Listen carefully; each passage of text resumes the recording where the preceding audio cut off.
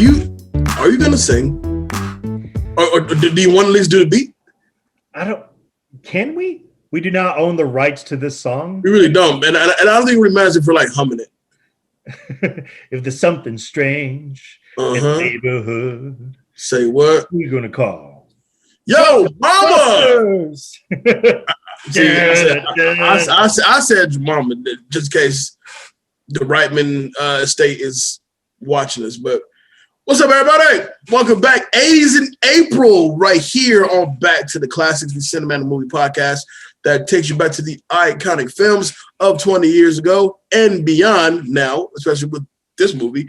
I'm your guy, Jay Alonzo. With me, of course, is Danger Neff, David Danger Neff. How are you, sir? I'm good, sir. You can always find this here show on Pandora, Spotify, iHeartRadio, Apple Podcasts.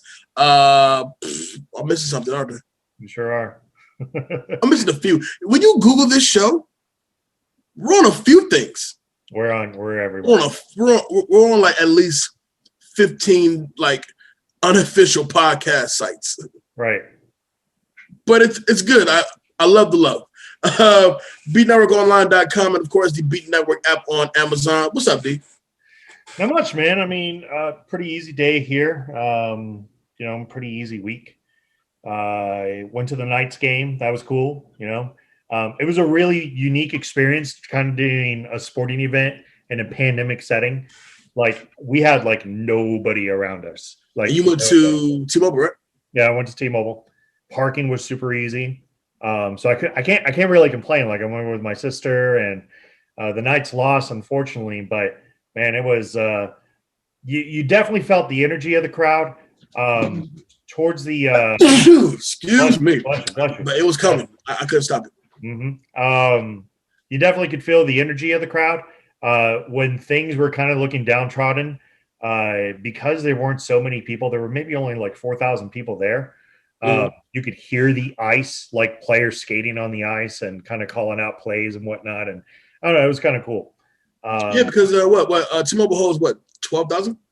No, man, no. T-Mobile holds like 20,000 people, easy. Well, you only have 4 in there. That's like 4 kids in the classroom. Yeah, well, I mean, it was 20%, right? So 4,000 people. Right. I mean, you've still got the dedicated fan bases, but I ain't gonna lie, it was kind of cool. Like, I didn't even wait long in line to get concessions. I was, usually like when you go, you're like waiting for the spirit. You're like sitting there for like, I don't know, like 20 minutes in line. I only waited maybe 5 minutes. Right. It was really nice. Glad Vegas is coming back. That's always a good thing. How about you, sir? You doing all right? Indeed, man. Vegas is coming back. I've had a pretty easy week. Yesterday was Easter. Happy Easter to our good people out there. We spent our Easter hanging out with moms. We watched the versus battle, Ice Brothers versus Earth, Wind, and Fire. The Elements. But that was a good time. That was a good time. And it was, huh? Who'd you have at the end of it? I'm not gonna lie to you, dude. I think I had Isley's. I had Isley's. No doubt I had Isley's. But as they're going through the music, I'm like, yo, Earth, Wind, and Fire got some shit that I kind of forgot they even had. No, EFW definitely has a catalog. I think if I had to choose between the two, I'd definitely go Isley's. Isley's, I feel, was more sampled than anything else, especially they're probably the most heavy sampled like band ever. Between the sheets alone, like probably has like 500 different samples at least. But can you blame it? That's the song. Hey, kid. It's amazing. Oh my God. My personal favorite from them is Footsteps in the Dark. Yes. It's the song. When I feel like getting sentimental, that's the song I put on. Let me tell you something. When Footsteps in the Dark, mind you, as you know, we're huge Versus fans. So, Versus has become like the new Soul Train, if you will. So as they're going, I'm waiting like, yo, where's Footsteps in the Dark? Because like that's the song I want to look at my girl. I want to look at a Nick and go, you know what it is. You know what it is. You know what I'm saying? Like it's such a smooth record and groove with you. I think if there was a lot of guys there, and it was just Anika, they'd probably all look at Anika and probably say the same thing. It's just like it's a natural emotion. It's not even like to like diss your girl or anything like that. It's just this natural emotion that you look for the first female that's not related to you and just be like. And I was looking at you like, "Fuck you looking at?" No. But no, it was a good time. It was a good time, and then it was also really cool to see my mom really enjoy it. And as you know, the bands are telling their separate stories about these songs. My mom is telling stories about her experiences to certain songs. I'm like, long as you give me no between the sheets stories, I'm cool. You know what I'm saying? She kept the real, she kept the real chill. Like she told a story about EWF Love's Holiday, another fantastic record. When that song comes on in the club, like when she was going to the club, she remembers that there was a guy that walked up to her. He had a super big ass like pot belly and shit. And as the song was grooving, she really wants to dance, just not with him. So she found a way to like ghost the dude, and the dude looked around the club for like 5 minutes on some like, and it was the funniest shit ever to me. I loved it. But my mom said he held his stomach and then like looked around. It was hilarious to me. Shout out to your moms for embarrassing that dude. Love it. Belly, we'll call him Pot Belly Pete. Mom is Queen Curve, like you know what I'm saying, Queen Curve, and then landed on my daddy. So. Pot Belly Pete. Wherever you are, Pot Belly Pete. Sorry, man. All right, let's get into some movie news. The only real movie thing that's kind of dropped, I mean, they had the Godzilla story saying it broke franchise, saying it broke opening records, and yeah, we're expecting that. If you haven't checked out Godzilla vs. Kong, it's on HBO Max. At least for the next month. Shout out to everybody that came out for the watch party. It was such a good time. We had a great time at the watch party. Definitely got in. I've seen it twice personally. I've seen it 3 times now. And congrats to Weingart and his crew. You guys put on a pretty fun spectacle, even if it doesn't make no sense whatsoever. It's a good time. But then again, some of the best movies that we've ever like the best popcorn flicks. Make no sense at all, but it's a good time though. Yeah, absolutely. But the big news that kind of dropped was the incredibly creepy trailer of Space Jam 2. Now, I know that sounds weird, but Space Jam 2 is a family movie that pushes that PG rating because if you paid attention to the trailer, maybe the first time around you're like, all right, this looks all right, but it progressively gets worse as you rewatch it. Part of the reason why is that for a family movie, what the fuck is a Clockwork Orange doing in a family movie? I've never sat around to think about watching a Clockwork Orange. That's one of the movies I kind of refuse to watch, actually. Now, let me ask you this. Now, I mentioned that exact quote prior to us recording. Now, you rewatched it. We both rewatched it before we started recording. Did you notice the Clockwork Orange after I told you? After he told me, I'd noticed it. I was looking for it. It's so bizarre. Why is it there? I don't know. It makes zero sense to me. Let's put it simply. What are your expectations of Space Jam? I'm not gonna lie to you, man. What you just said was my sentiments exactly. I watched it, and I think I was hyped for it just out of just sheer excitement because we actually had a trailer, right? And so the folks know that the very first episode of this show we covered Space Jam 5 years ago this year, actually. So Space Jam, growing up, was something to me that we know it's not a perfect movie, far from it. But as a kid, it's something like, this movie is it's everything to you because it kept you quiet while your mom made dinner or talked on the phone with her girlfriends and But so the idea of LeBron James coming to do I guess you would say it's a reboot, not a direct sequel. There's excitement that I love LeBron. LeBron's fucking awesome. So I mean, that was the whole reason he came to the Lakers anyway, was to do Space Jam 2 movies. But we all know that's the truth. Like to do Space Jam. Look, the fact that we got a title out of it, I'm not going to really complain. Hey, listen, one Laker title, Space Jam 2. I mean, that's the equivalent. Everybody wins. Everybody wins. Give and take. So when I watched it, I said, okay, I'm kind of digging it, cool. And I was like, I'm all in for it. Rewatching it, and I see a Clockwork Orange. I see the Iron Giant. I see fucking Morpheus and Agent Smith. I'm like, wait a minute, who is this movie for? I don't, and that's my problem with it. Like, look, I grew up on Looney Tunes. You know, I have my favorites from Looney Tunes, and I'm not going to get into the controversy of Pepe Le Pew, but I kind of am also like you kind of have Pepe Le Pew is a problem. Pepe Le Pew is a problem, right? You know, but then torture movie, Clockwork Orange, and then it eating things like eating children. And this is a family film, children's movie. But Pepe Le Pew, because he pursued a cat very aggressively, you know, we can't have that. All right, whatever. That's all I gotta say on this. But for what I gathered, I assume Don Cheadle is your villain, and he kidnaps someone's son and forces that someone to play basketball to get his son back. The first one was such a simple story. Mike went to another world. He played basketball. He came back. I don't get, like, the narrative. It seems like it's all over the place, and it feels more like a commercial for HBO Max or a commercial for Warner Brothers. Look at all the cool shit we got outside of, hey, here's Space Jam 2. Check it out.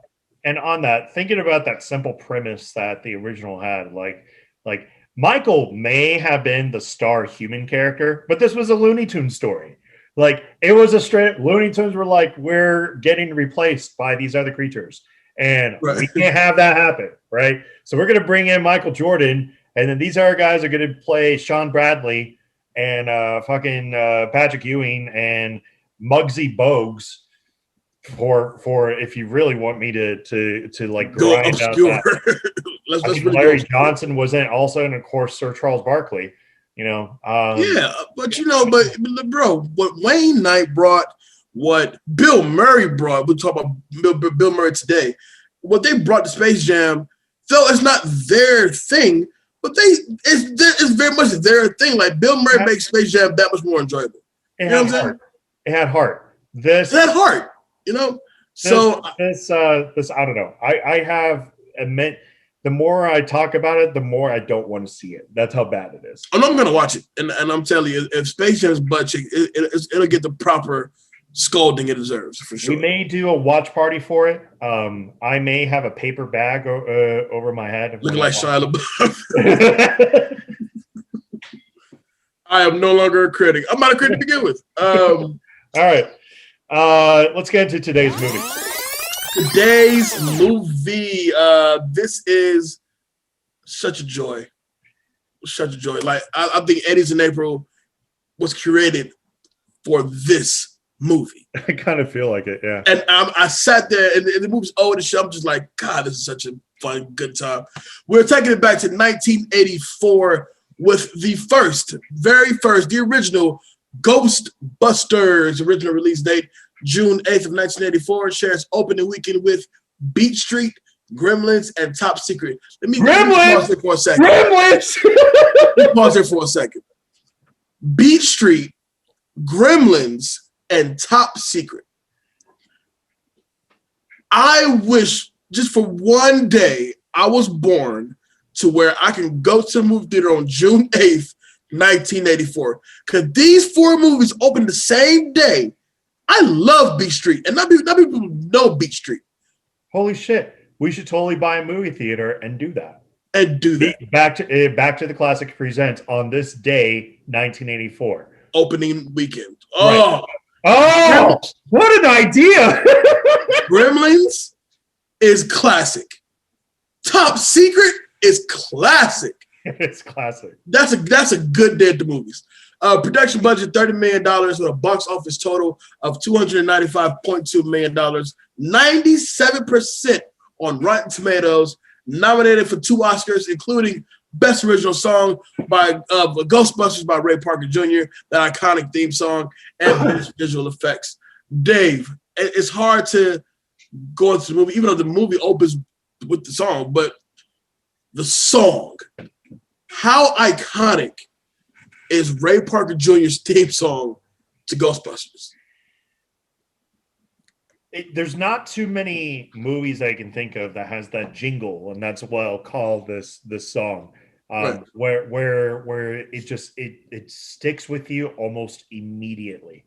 In fact, if you want to talk about most iconic songs, you could probably put this right there with saying this is in the top 3, maybe, and possibly even number 1, because what this song, what the song is talking about. You know where the song is going to go. You know that the song can only be puts used. You there. It can only be used for this movie. It can only be used for this franchise. The song doesn't fit anywhere else. It makes no sense anywhere else. Partly because the main chorus is literally fucking Ghostbusters, and that's the chorus. Who are you gonna call? And mind you, we're not talking scores. We're talking original songs from iconic movies. Like, this movie has 2 iconic records. This franchise has 2 iconic records. You have the Ray Parker Jr. Ghostbusters, and then you have the Bobby Brown record, which I can't think of what it's called, from Ghostbusters 2. Right. I mean, you put that up there with Axel F by Nile Rodgers. You put that up there with Danger Zone from Top Gun. Like, you have all these iconic. You put that up there with Over the Rainbow from Wizard of Oz. Yes. But again, those songs, like Over the Rainbow, like the song Over the Rainbow can just be sung just to be sung. This song, you can't do that. I don't think of Wizard of Oz when I think of Over the Rainbow, even though I know that's exactly where it's from. Yes. When I hear this song, I know exactly where it's from. And it brings me so much joy, just to really think about it. I mean, again, when I'm thinking of iconic songs that can really only go for that movie, the only one that immediately comes to my head is My Heart Will Go On from Titanic. And let's be honest, that does fit this bracket as far as iconic movie original songs, or anything from any James Bond movie that just stick to you. Like, of course, yeah. I think of Skyfall, and immediately I think of the movie. Oh, Skyfall! Skyfall was so great too. Oh my God! The Glass Knight record. She did it. What is it? I forgot what it's called. Oh Jesus! For which movie? It's from Octopussy, ain't it? Octopussy. I think it's from Octopussy. Which, by the way, if you can't tell, I love saying that word. James Bond song, License to Kill. License to Kill, because the song's called License to Kill. Yeah, and it's from the movie License to Kill. Yeah. Even Tina Turner's record from Mad Max is insane. Absolutely. So kicking off this movie, it's pretty simplistic. This movie starts off. Here's what I love a lot about this movie.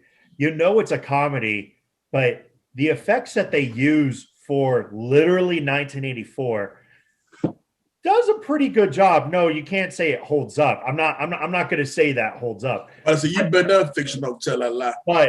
But what it does make you feel, at least, is that they were really trying to scare you at some point in this movie, and it really kind of starts off with this.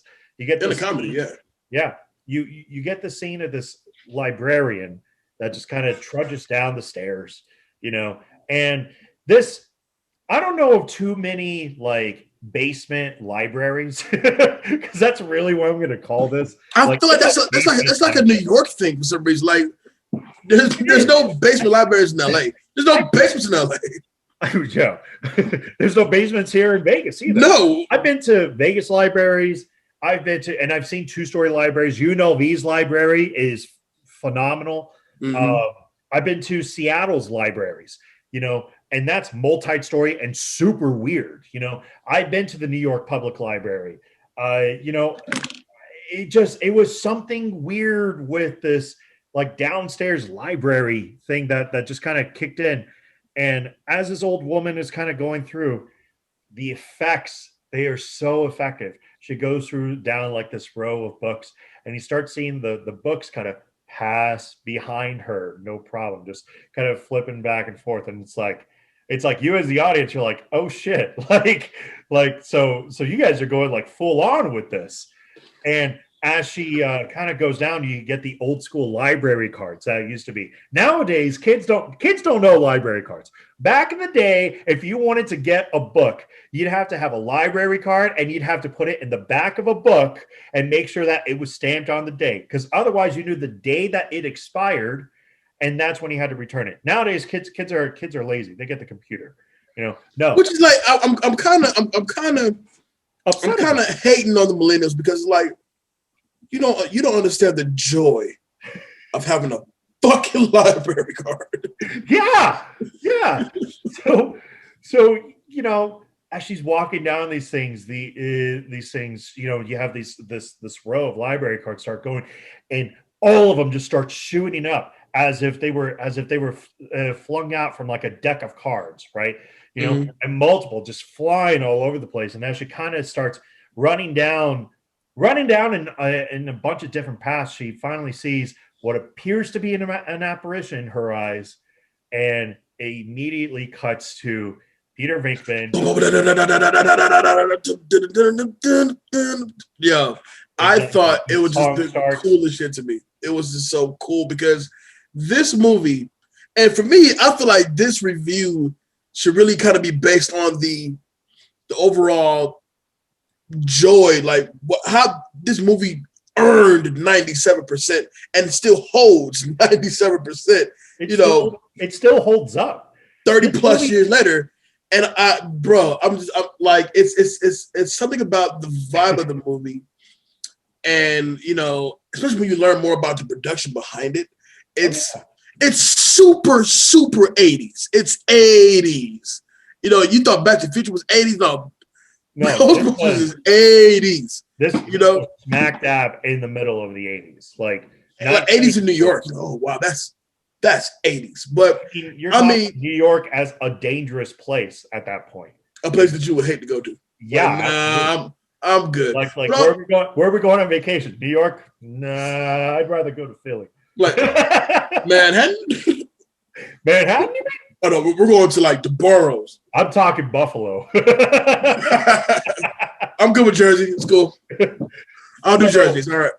But it was this movie, like, and then with Aykroyd and Bill Murray, you can literally feel the SNL superstardom bleeding off the screen. At that time they were the guys. You know what I mean? Absolutely. And then we'll keep going after this. To know that Eddie Murphy was supposed to be in the Ghostbusters, like, damn, what would have been if Eddie Murphy was here? Would Bill Murray still be like the star, or will they work together good? Like, the things that make you wonder, that type of shit. I don't know. That's a difficult question. I can't even like picture that. So immediately cuts to Peter Venkman, played by Bill Murray, and Bill. And I gotta admit, this still cracks me up. He's trying to basically determine ESP, and what ESP essentially is, it's the idea that you're able to read somebody's mind to gain an advantage, and it's always kind of had like little extra jokes, especially like the one that immediately comes to mind is Mean Girls, when the girl's like, oh, I have ESP, but I have it for my boobs, and she like squeezes her tits to determine if it's actually raining when it's raining on her, and she's able to predict the weather that way. Right. Super stupid, but he's trying to determine this ESP thing, and the whole time the guy in the group is like, he's getting every single question wrong. He actually got one of them right, and Venkman didn't even care. He just shocks him real quick. Meanwhile, the girl who's getting none of these right is, because Venkman's trying to, he's trying to basically make his move, in this case. But what kills me about it is he's like, yo, that's like my 6th wrong that I got. He goes, I know, it's only 75 more to go. I'm like, No, you're shocking this guy 80 times. You know, but that's perfect. That's perfect comedy for what Bill Murray is. Bill Murray is an asshole in almost every single movie he's ever in. The only time that he's really not an asshole is when you find him his most lovable. Like even in Space Jam, he's a bit of an asshole in Space Bill Jam. Murray is a professional asshole, but he he's does it really so well. He's excellent at it. So as he begins to kind of start flirting, we get the introduction in Dan Aykroyd, who comes bursting in through the door. Ray Stantz, and Ray is okay. Ray is a nerd. Ray would be the perfect example of what a nerd is today. Like he probably has a lot of knowledge on this stuff, but he's not so dubious to the world around him, you know, and to the world around him and what's going on. But he, of course, has a lot of knowledge into everything that they're studying in, and they believe that they finally have made the breakthrough to actually catch an apparition in the process. So they immediately go to this library, where we also get the introduction, and it's at the New York Public Library, where we get the introduction to Egon, played by the legendary Harold Ramis. May he rest in peace. Rest in peace to the legendary Harold Ramis. One of Bill Murray's closest friends. They've worked on a few projects together, obviously, but Ramis comes in, and if Ray is a nerd, then Egon is a fucking dweeb, because this guy has, like, Ramis plays him so straight, and there was supposed to be a storyline later on with Janine, Janine and Egon, that was supposed to be like a love connection that kind of happens. Obviously, that doesn't happen in the script, and I actually kind of like that it didn't, because Egon plays it so straight. He doesn't even recognize that like another girl is severely like attracted to him. You know, he's just like blatantly obvious. It's like it's so blatant, like just oh my god. I'll talk about it when it comes up, but she makes it blatantly obvious. Oh man, the thirst was real. Anyways, as they kind of go and they're using these equipment, you see like certain goos that's called ectoplasm, which is just basically like residue from paranormal activity, I assume.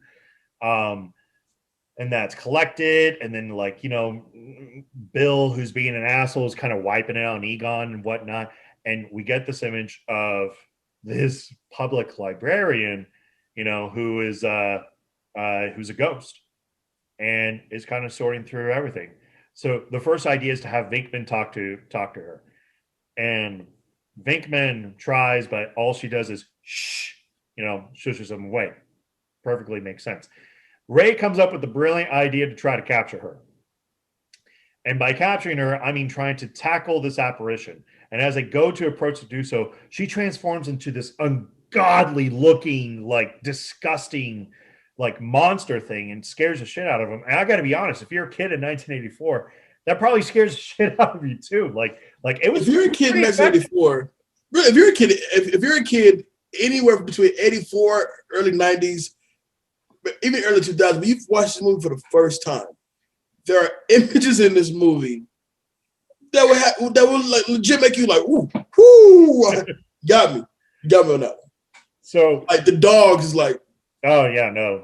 When we get to the dogs, they're great. So in the process, the university dean at Columbia University kicks them out, you know, and so they're kicked out, and they decide to come up with this idea because now they can officially say that they've seen a ghost and can do something about this. They're going to create equipment and label themselves as Ghostbusters. And here's what cracks me up. Ray is so bad with human connection that when Egon, who catches on to like the scam that Murray's trying to run to basically like lower the price on a very expensive building, you know, and Ray is just so oblivious to it. I'm like, yo, like, how do you not know anything? Like, of course you haggle down the price. Of course you try to lower everything. Of course you try to do this. Like he winds up buying, like, he gets this like expensive former firehouse, I'm assuming, because Mhm. it has the pole. And then he buys a hearse for $4,800, which in 1984 is like a $15,000 car. It's like a And this $20,000 thing, purchase.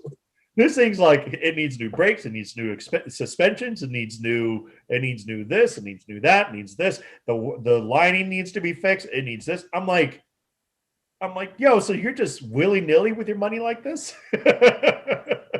Well, I love that because as you go through the montage of them like really getting good at what they do, even the transporting of the abandoned firehouse, now this the Ghostbusters lair, if you will. But I thought it was really cool because you get to the point to where they're going through all the montage, but we meet Sigourney Weaver, which is Sigourney looks great in this movie, by the way. Oh, first of all, like she deserved, like, there's a whole huge thing I had for Sigourney Weaver, and back then, it's tough to consider it any sexier than she was in this movie. And and I don't want to use that word to take away anything from there, but they were clearly aiming that for her. Oh, yeah. Oh man, Sex was definitely the vibe to go. Woo, she was gorgeous. Like everything about her was gorgeous in this. But I love that and also Bill Murray is us. Bill Murray will be the kind of guy. Well, correction. Bill Murray is who we want to be. Like the guy speaks from his heart. He does not hold his tongue for shit, and he's an asshole. So when they have that connection and all that, he wants to take her out. He acts. I love this part. I mean, I cracked up watching it. He says, "I'm gonna take some of the petty cash, take her out on a date so we can, we don't lose her business." He goes, "This luxurious meal that we're having, that's what's the petty cash. Don't chew so fast." don't chew so fast. Don't chew so fast. Enjoy your last meal you got going on. That's how you know we broke. So they eventually make their way, and the whole reason why Sigourney Weaver is even introduced in the first place is she kind of gets home after being annoyed by her neighbor from across the hall, played by Rick Moranis. Stop. Hold on. We have to say the incomparable comic genius Rick Moranis, who can turn any situation into an awkward situation. Here's what I love so much about Moranis' character. He's an accountant. And immediately when I see him, and I'm like, wait, I'm an accountant. You mean that's how people look at me? I'm like, that's exactly how people look at you. It's like, but the beautiful thing about the Louis character is this, huh? Here's the other thing I love about Moranis. Moranis doesn't throw a party. Moranis doesn't throw a party for his friends about him being a CPA for 3 years. Or no, not even a CPA, just a regular ass accountant. He brings in his fucking clients. I'm like, oh my God, that is brilliant. Because I'm sitting there and I'm like, oh my God, I'm sitting there as an accountant. I'm like, holy shit, he could expense this out. And then he says the line. He was like, because you guys are my clients, I'm going to expense this out as promo expense, which means he's going to bill his clients to be. You're paying for this party. To be at this party. Lame ass party. When I tell you, I struggle with my that guy.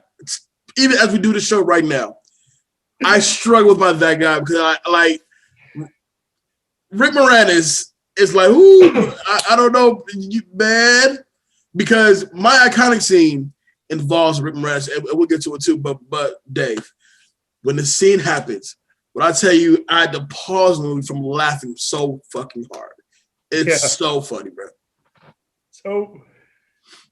So we get the introduction to Sigourney Weaver, and the whole reason why she even called the Ghostbusters in the first place is because she had witnessed some paranormal activity, first with hatching eggs, like eggs that would hatch and like the yolk is just kind of sitting there, and then her fridge going insane and showing what looks to be a gateway to a pyramid of some sort with this really freaky looking dog. I mean, this dog This dog is the exact idea of what I would picture a hellhound looks like. Right. It's short, it's stubby, it's got red eyes, it's got like these pointy out the side ears and a big mouth. That's exactly what I would picture it to be. So once Venkman kind of makes contact, they get another case, and she's not buying into any of his bullshit. They go right into a case because Venkman doesn't know anything about being a Ghostbuster. I don't know what his degree is. Oh wait, it's psychology and parapsychology, but he doesn't believe in any of this shit. He's in it for the fame. He's in it for the fame and the women. Oh, he's in it for something. Right. Which is what always cracks me up because I always think of the movie Stripes afterwards, and I'm like, Stripes is just the alternate version of this movie when Venkman finally crashes out and he decides to join the military. So, in the process, they make contact with the Cyberborn, where we get to we're introduced to the most famous ghost in all of Ghostbusters, our guy Slimer. And they don't even they don't even name him Slimer. That's just a category that they had for these ghosts. But you get this introduction to Slimer, and Slimer's as gross as it is. He's like always consuming food. Decides to charge Ray at one point, and decides to charge Ray, and Ray ducks it out of the way. Decides to charge Venkman, and Venkman is completely slimed over.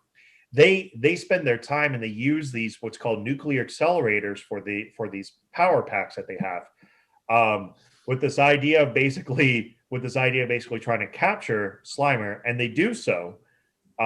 They just destroy. I love this scene, by the way. They fucking destroy this ballroom, and oh my god, I love this scene. This ballroom. Oh god, I love this scene because you're right. They destroyed this ballroom. They destroyed the hotel, right? But once they catch him, the hotel manager is already being a dick, right? But the audacity for you to tell me I'm not paying for that, and Bill Murray once again. Oh. For us, he goes, oh, that's all good. We'll put it back. It's all good. Oh, hold on. I got you. Bruh. Hilarious. And the thing was, Dan Aykroyd was so on time with the response. Once Bill Murray said, oh, don't worry about it. We'll just put it back. Yeah, let's put it back. Loved it. Loved it. When you look at what this ballroom looks like afterwards, like the chandelier is falling down, which is already bad. But because Slimer got behind the bar, they shoot the bar and essentially put like a million holes in this bar and just kind of setting everything on fire in the process. And it's insane. But lo and behold, they're the first people ever to capture an actual ghost. And their lines go ballistic. Like everybody's just like, holy shit, like we actually have a way to solve this, which makes me really curious how haunted New York really is now. Because they're getting call after call after call, and they charge like $5,000 to the first per call. So they were really like pulling in some money, some serious. That was kicking in. So much so that they needed to hire a fourth person just so people can sleep, and they decided to hire a guy who was literally just kind of right off the street. They were just like. The guy was like, yeah, I kind of saw you guys on TV and I'm kind of interested. The unmistakable Ernie Hudson playing Winston Zeddemore. And Hudson's like, you could tell Hudson was just looking for a job. Like I respect it. If you told me I had to put on a jetpack and fly around New York and just dump shit, yeah, but it's paying. Cool, I'll do it. No, it's paid. You're paying for this. Just I need you to sign this. They're making you sign like the Turbo Man waiver, like. But I'm telling you, if there was ever a time to pull your black card, Winston pulls that black card in spades. I'm talking about. Oh, and we'll get to it as well. But Winston, like, yeah, black man, feel that way when there's weird shit like this going on around you. But I wanted to touch on this, going to the next part because I fucking hate this character so much. And I respect the actor. I'm talking about Walter Peck, the Environmental Protection Agency. Listen, William Atherton as an actor is fantastic. It's a live story. I don't know. Oh wait, yeah, no, he is. He is. He's left. Okay, yeah. So, but I know him best from this movie and Die Hard. Biodome. And Die Hard, because he's the fucking reporter. And the 3 movies. I know this movie, Die Hard, and Biodome. That's how I know him. Yeah, Biodome. Yeah, we don't talk about Biodome. So when he shows up with that smug look on his face, like he has such a smug look to him, right? But he shows up, asks to evaluate the equipment, and then Bill Murray just gives him the Captain Asshole response, like never before. And I'm eating it up. I'm eating it all up, And so Egon warns him that the containment unit is nearing capacity and supernatural activity is inexplicably increasing significantly, right? But you can feel at that time he's out to do some bullshit, And absolutely. And he represents a state of mind that people have to where I don't believe unless I see it, and even when I see it, I still don't believe it. Right. And of course, he eats his words later on. But where Vincent goes to meet Dana and Zool has not showed up. And so Vinkman decides to Vinkman kind of runs into Dana, and they decide to kind of have dinner. And part of the reason why is because they have a general idea of what the spirit was that was trying to do something. And you find out that the name Zool is used. And Zool is apparently the protector of Gozer. Gozer, the Gozerian, the shapeshifter, who is supposed to basically bring on the next apocalypse, according to Sumerian studies. But again, Vinkman doesn't really care. He just wants to get into her pants, which is really what's hilarious about this, because what happens later that day is Zool possesses Dana. And what's hilarious about this is what really cracks me up, because the Rick Moranis party is going on, right? That he's billing all his clients. This is one of my favorite parts. Vinkman comes up to the door and gives a little knock, and here comes Sigourney Weaver, and she is dressed in in this orange outfit with a high slit that you could basically see basically where the underwear would start if it was a thong, so it's probably something like that. And it's gorgeous, it's sexy, it's and keep in mind Vinkman's been trying to sleep with her, so she's like, "Are you the gatekeeper?" And thinking that this might be some kind of foreplay thing, some kind of role play thing, is like, no, I'm not. And she just shuts the door. All right. That was great. I'm like, yo, that's accurate for role play. That will happen to you if you don't role play back. All right, cool. So of course he knocks. He's like, I'm not the gatekeeper. I'm the gatekeeper's friend. He's supposed to be here, or the keymaster. I'm the keymaster's friend. He's supposed to be here around her. And she is practically all over him, right? Kind of saying whatever, saying that she is the gatekeeper to Zool, but she's waiting for the keymaster. She wants him to be inside him. And Vinkman noticed something is wrong, with the behavior, because she is not like that, whatsoever. Right. At one point is levitating 5 feet or 4 feet above her bed, and he realizes, oh, you're kind of possessed there, huh? All right, just stay here. Please just stay here. Meanwhile, the other dog decides to listen. Where did he come from? Listen, the other dog shows up. I don't even care about the other dog, but I tell you, Lewis' response to this dog bursting through his apartment, fucking up his party. The man leaves his own party, leaves his own house. He runs he takes the elevator down, and he crosses across.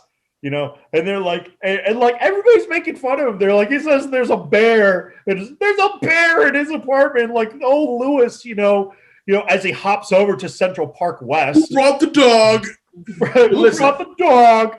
But the line that he says when he goes outside to the street, he leaves the building, goes to the street, he goes, I gotta call HOA or some shit. There's no dogs allowed on the premises. Oh, no, Dude. I gotta call the super because there's no dogs. The superintendent's gonna be pissed because there's supposed to be no dogs on premises. Even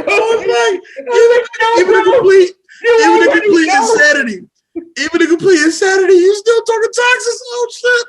You're still talking accounting. Oh god, that shit is funny. I can't tell you how often some bullshit like that happens with accounting.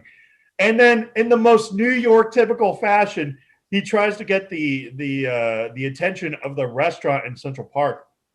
He tries to get their attention. And really, it's not even a restaurant. It's actually where they do like garden parties at. He's trying to get the attention of this place.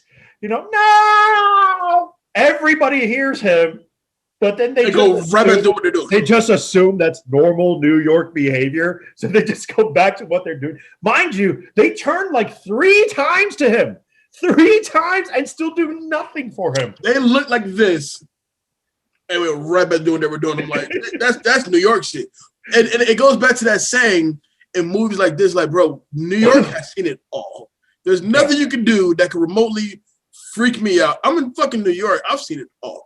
Yeah. And so of course, Louis Tully then becomes Vince Clortho, the key master. And if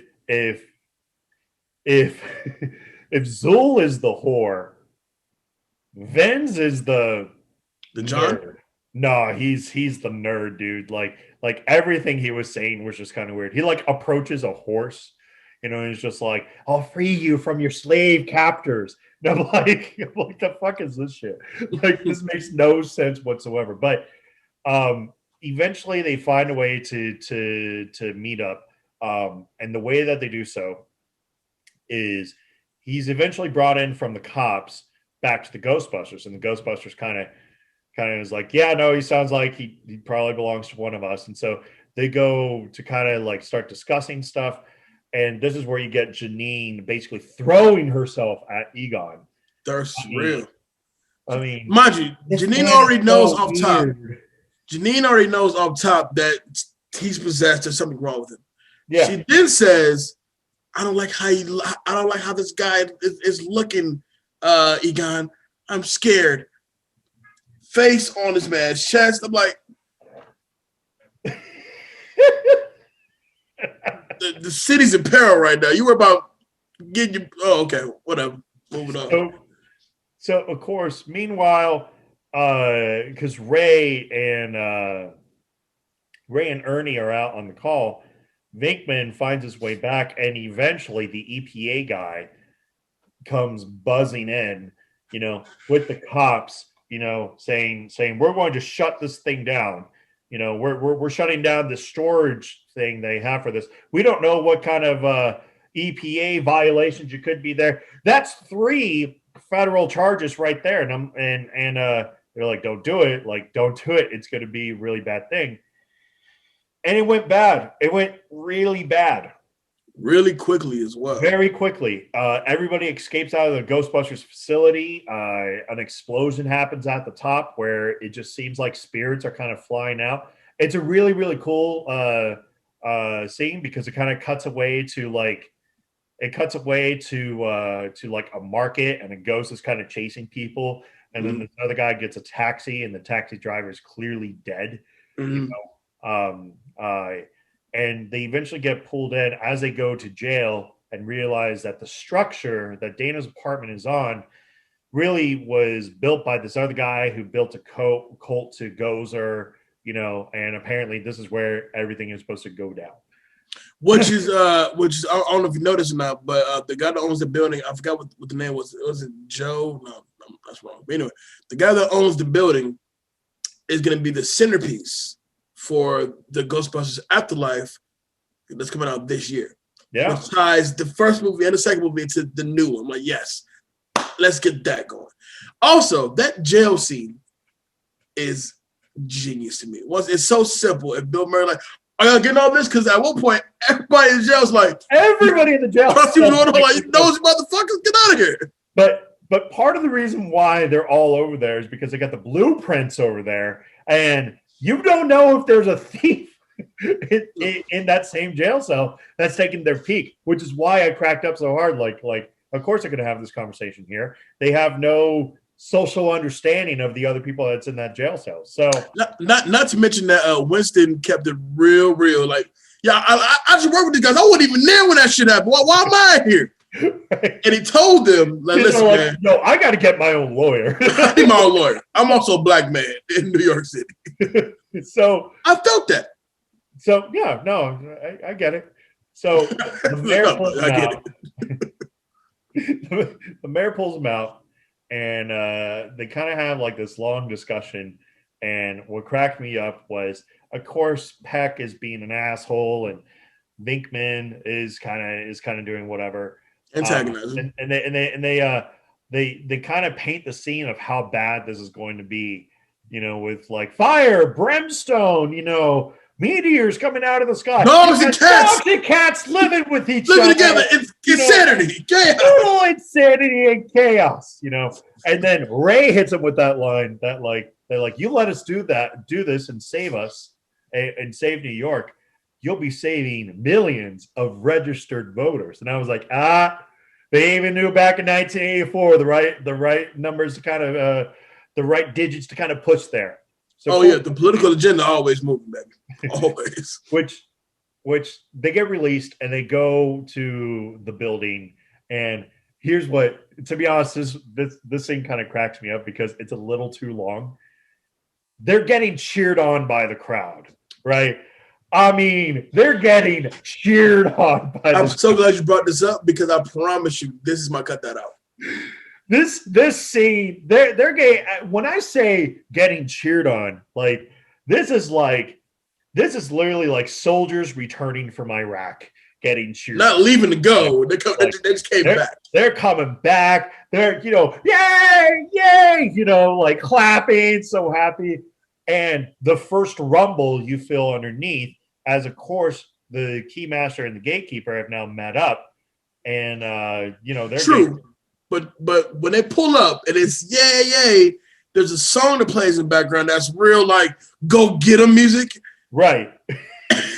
So when the ground rumbles up and they fall in it, of course they fall in an earthquake.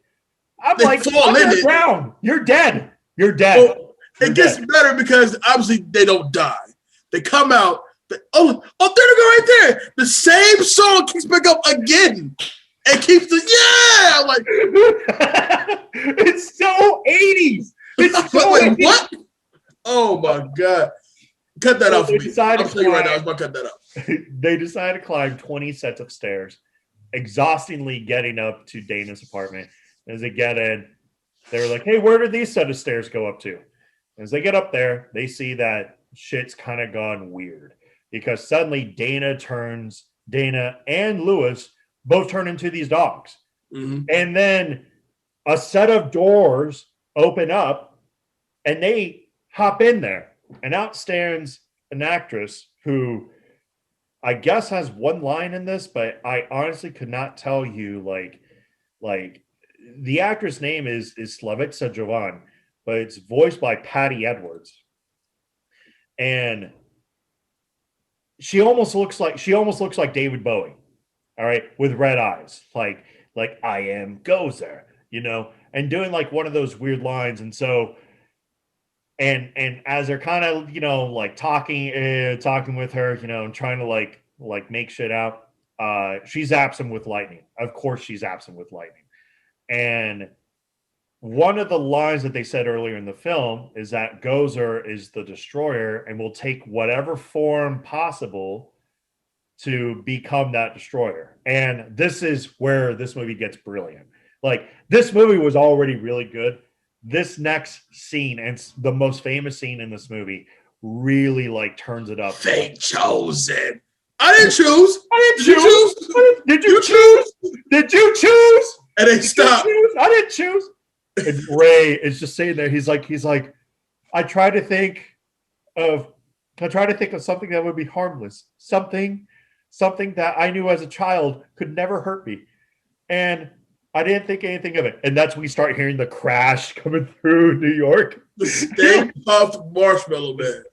It's the Stay Puft Marshmallow Man, and this is a 50-foot marshmallow man. Like it looks like the Michelin tire guy, but it's the Marshmallow Man. And it cracks me up because like Venkman, like after their like first round with them, and we'll get into the round. After their first round with them, he's like, he's a sailor. He just got into New York. Get him laid. Let's get him laid.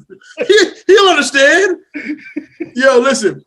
When you see the Stay Puft Marshmallow Man, and it could be just me, right? But I swore when I saw that, I wanted some marshmallows, and I wanted them bad. Yeah. Especially and my mom was a marshmallow eater. Huh? It's because you saw them advertised earlier in the film, And I swore I thought they were a real thing. I'm like, no, that's not real. That can't be. Because the Marshmallow Man is a blend between the Michelin Man and the Pillsbury Doughboy.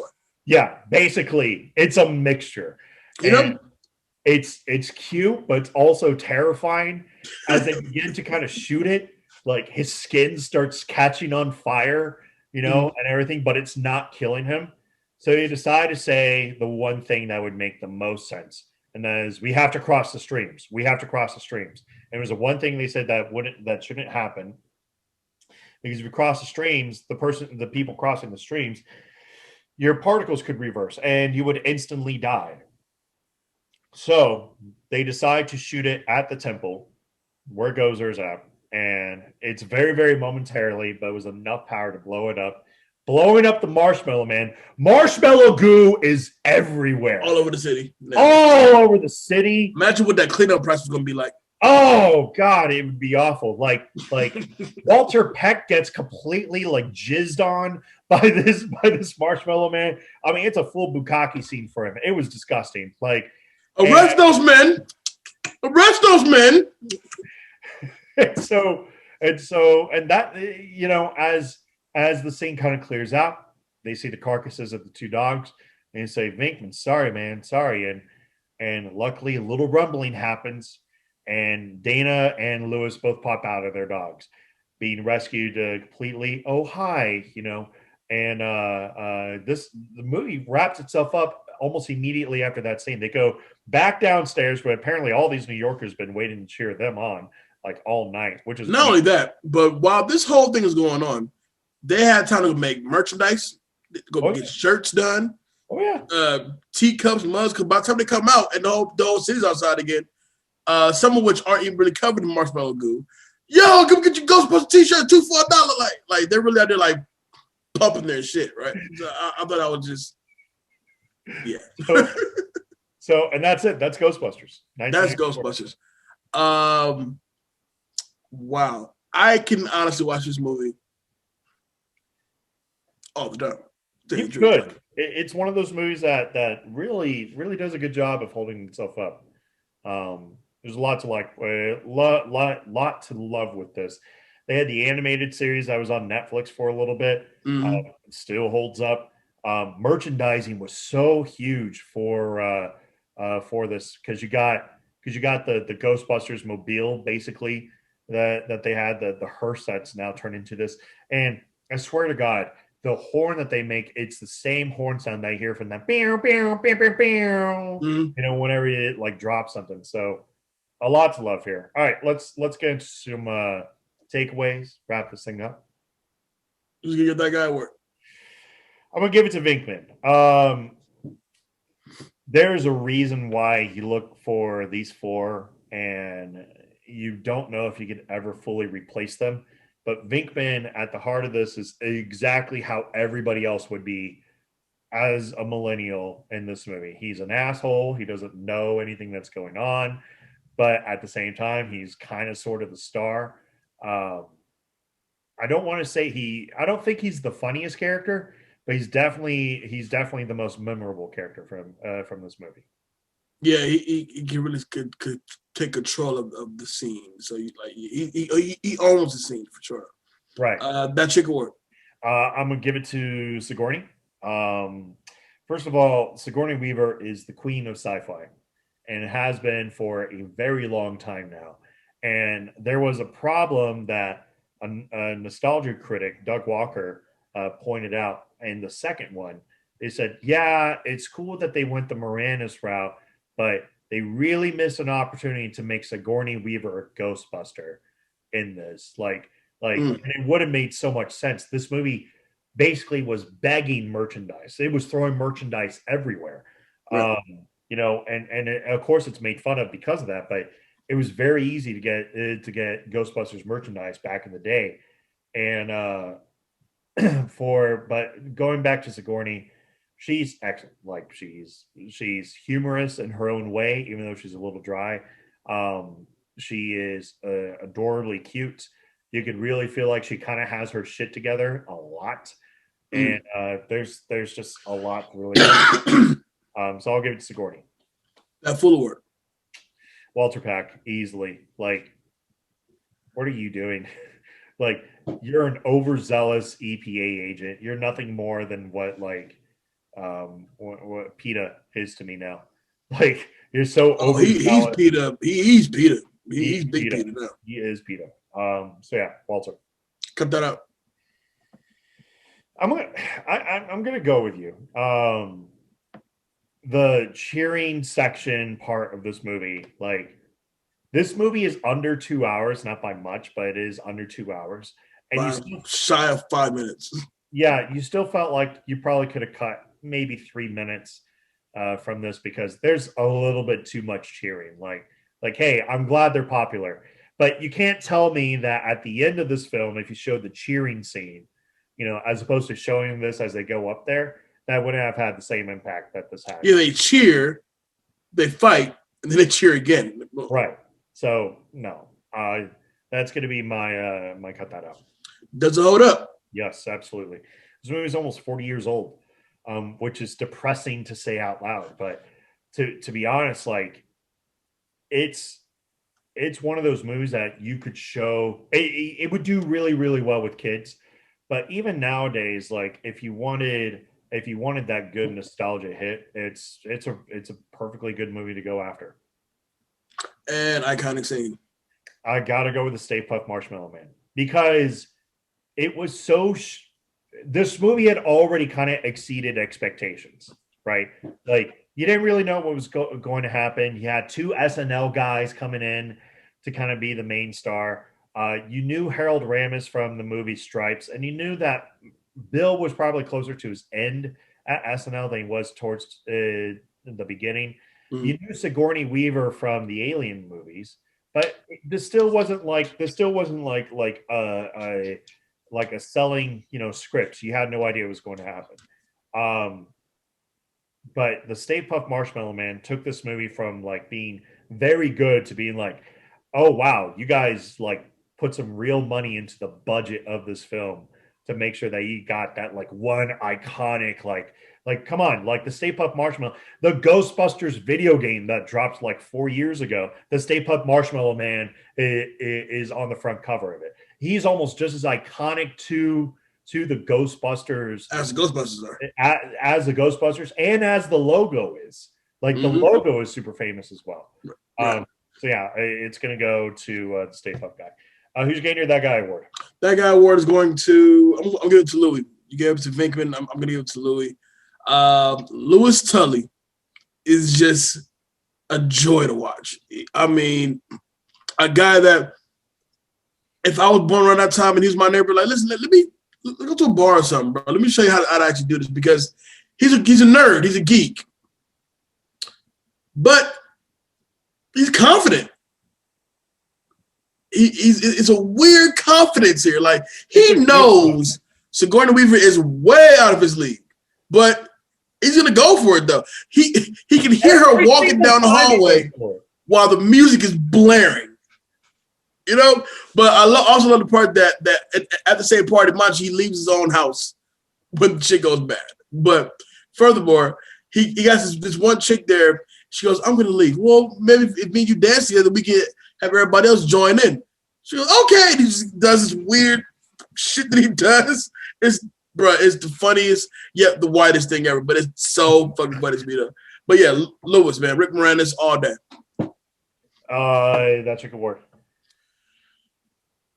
Sigourney, yeah, it's hard not to give to Sigourney. Like, yeah, you know, really prior to this, all I knew her from was Aliens, to tell you the truth, and the fact that she's approached this movie not so much in the badass chick lane, but more so, you know, the sexy damsel in distress. Even though she's not really so much a damsel in distress, she's just possessed. Yeah, no, Sigourney was something for sure. I think her first movie ever was Annie Hall. Annie Hall. She had a small part in that. That full award. Without doubt, Peck. Give me good that old Peck. Ginger No. Peck. Yeah. Peck was, oh my God, he's a Because it was like, in hindsight, it's like, I don't get why you even really needed. Like, you need it for a government official just to interfere. But when shit goes bad, like you were warned it was going to go bad, you was like the first one out the door. Yep. You know, and holler for an arrest and all that. I'm like, nah, you're trash. Cut that out. Cut that out. The cheering, let them fall into an earthquake rumbled street. Crawl out. Oh, it's all right. Little scratches. Can't pick up the same. Let's go get the music. Like, I don't get this particular part, but Ivan Reitman knew what he wanted. For some reason, that stuck. Yeah. It doesn't hold up. Absolutely.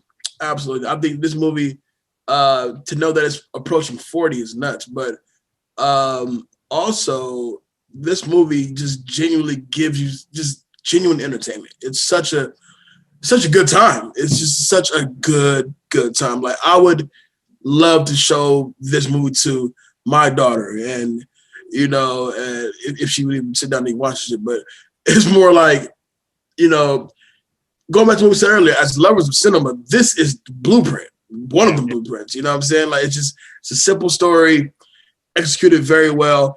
It shows the 80s, in particular 1984, in a light to where this is what you do with a small budget and watch it quadruple its value simply by what you put into it.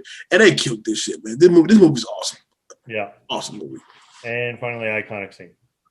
Iconic scene. I was gonna give it to Lewis running out of his own party, but I'm gonna do when they are about to confront Zol, and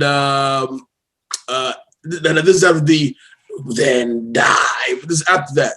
They come back like complete bosses, and in unison, grab their proton packs, load them up, aim, and begin to shoot. They didn't hit anything, but I thought it was just the way that they were coordinated, all four of them, and it just looked like, they look like boss. I love that shit. It was such a cool look. Such a cool look. Anyway, let's get to our quick hits. We can wrap this puppy up. Quick hits. Okay. So when Louis Tully mingles with his party guests, commenting on the price of the salmon and so on, the scene is one continuous shot and almost entirely improvised. The genius of Rick fucking Moranis, man. Most of this movie is actually ad-libbed. Like, there are some scripted lines you can hear, but almost all of Bill Murray's lines are ad-libbed, and you can really tell because you some can of the shit definitely he's saying is just amazing. But anyways, here's one. In the middle of the film's initial release, to keep interest going, Ivan Reitman ran a trailer that was basically the commercial the Ghostbusters used in the movie, but the 555 number was replaced with a 1-800 number, allowing people to actually call in. Callers got a recorded message of Bill Murray and Dan Aykroyd saying something to the effect of, "Hi, we're out catching ghosts right now." They got over 1,000 calls an hour, 24 hours a day for 6 weeks. 6 weeks. You build that momentum. You have to. Yeah. You know? It's genius.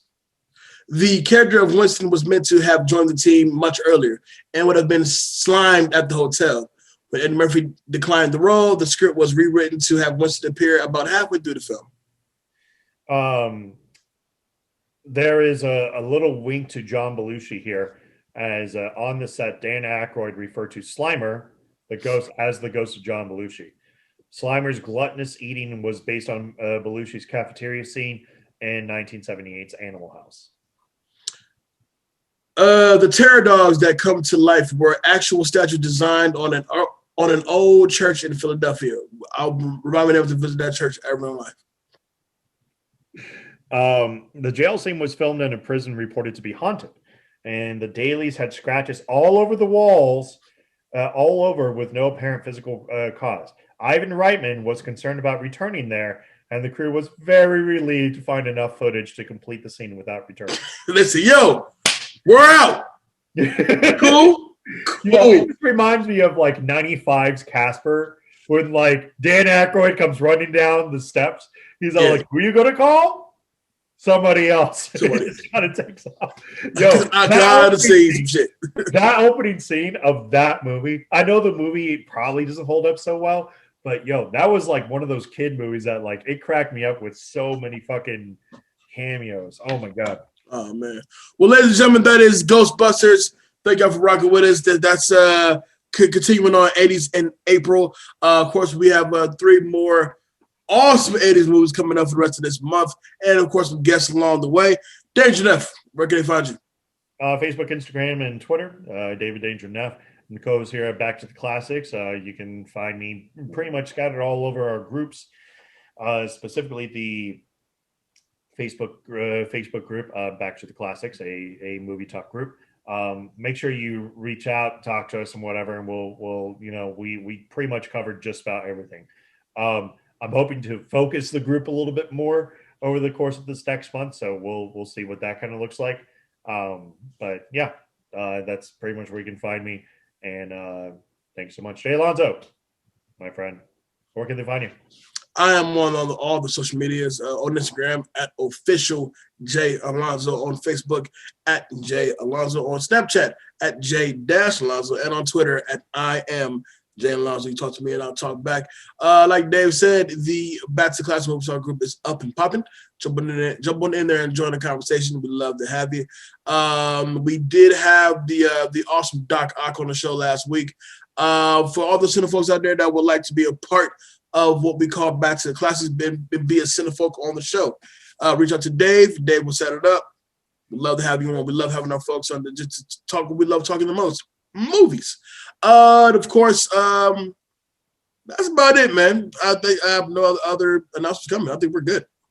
Yeah, I'm there with you. With that being said, we'll see you good folks next week. Next week, I believe we have a special guest on next week. Be my man Anthony Hammer from the Money Podcast. Looking forward to having him on there. Shout out to the whole crew. Shout out to the cinema folks out there. I am Jay Alonso. With me, of course, is Danger Neff. This is Back to Classics, good people. We'll see y'all next week. Peace out.